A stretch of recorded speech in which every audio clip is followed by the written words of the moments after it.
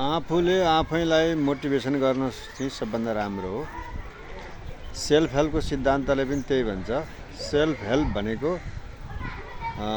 आफूले आफैलाई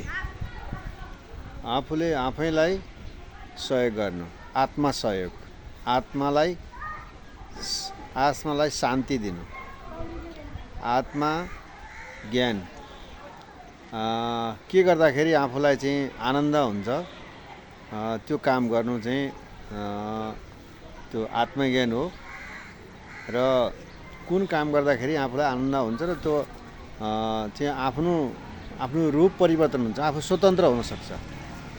कुन कामले चाहिँ आफूलाई स्वतन्त्रता दिन सक्छ त्यस्तो चाहिँ त्यो आफूले आफैलाई मोटिभेसन गर्न सक्नुपर्छ। सहकारीमा विशेष गरी आत्मनिर्भर अथवा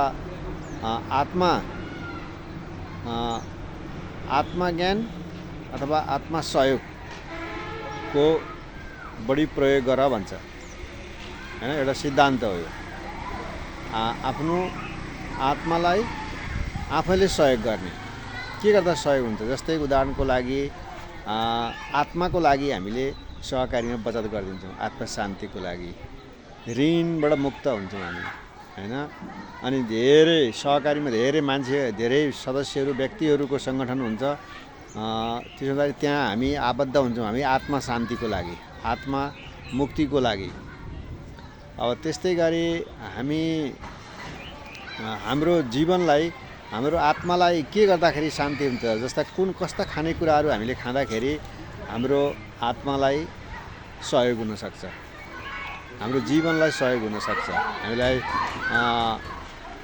अर्ग्यानिक खानाहरू, पौष्टिक खानाहरू जो स्वास्थ्यलाई, हाम्रो जीवनलाई चाहिँ राम्रो बनाउन सक्छ, त्यस्ता खानेकुराहरू हामीले चाहिँ खाना खान्छौँ। र हामीले सुत्ने, उठ्ने र हामीले नित्य कर्म गर्ने सँग सम्बन्धित पनि चाहिँ आत्मा मोटिभेसनसँग सम्बन्धित हाम्रो चाहिँ यो सेल्फ हेल्पको सिद्धान्तमा आउन सक्छ।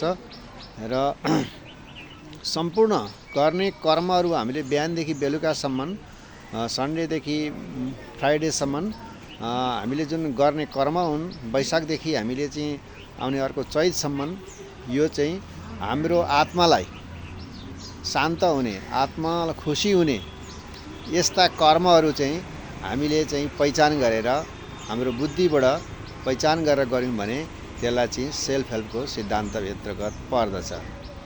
र त्यसरी हामी सेल्फ हेल्पको सिद्धान्तबाट आफैलाई मोटिभेट गर्दै कुन काम ठिक, कुन बेठिक हो, हाम्रो जीवनलाई सरल, सुलभ, आनन्द, शान्ति पाउनको लागि कुन काम ठिक, कुन काम बेठिक हो भनेर हामीले आफैलाई चिनेर पहिचान गरेर अगाडि बढ्न सक्यौँ भने हाम्रो जीवनमा आनन्द आउँछ, हामी गन्तव्यमा पनि पुग्न सक्छौँ र हामी सहकारीका पनि एउटा सफल सदस्य बन्न सक्छौँ, उदाहरणीय सदस्य बन्न सक्छौँ र समाजमा एउटा लोकप्रिय भएर, सम्मानित व्यक्तित्व भएर अगाडि बढ्न सक्छौँ भन्ने कुराहरू यहाँहरूमा राख्दै आज नयाँ वर्ष 2082 सालको हार्दिक मङ्गलमय शुभकामनाका साथ हस्त यहाँहरूलाई छोटो क्लिप यो आफ्नो जीवन आत्मा सम्मानको लागि यो आत्मज्ञान